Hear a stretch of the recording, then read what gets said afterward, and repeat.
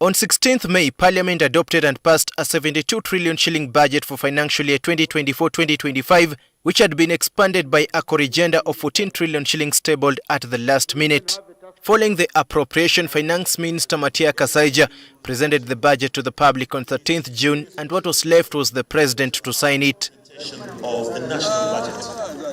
But this week, President Museveni returned the Appropriation Bill 2024 to Parliament for reconsideration, following reports that Parliament had tampered with some government priorities without consulting the executive.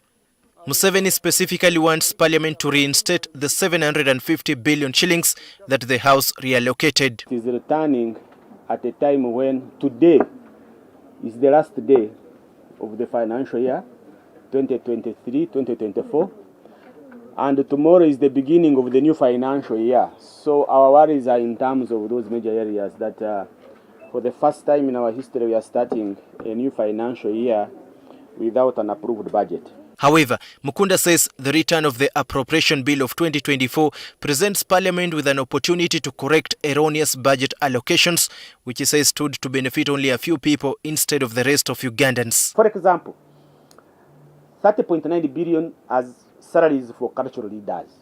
And I have said this before, if you know a cultural leader and you cannot maintain yourself, you don't deserve to be one.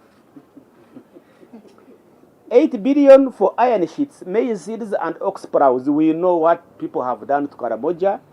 This money should actually not even go there. Could be turned to some other items. 2 billion to support families with income generating projects in Ruweru. Areas for tea seedlings for farmers, 17.2 billion. Meanwhile, civil society budget advocacy group has criticized Parliament for rushing to pass the budget after it was expanded to 72 trillion shillings by a 14 trillion shillings corrigenda in the last minute, terming it as budgeting for corruption. Whereas we had participated from July last financial year up to April, engaging in the budget process, budget consultations, engaging Parliament, engaging government, we are confident and finalized the 58 trillion budget.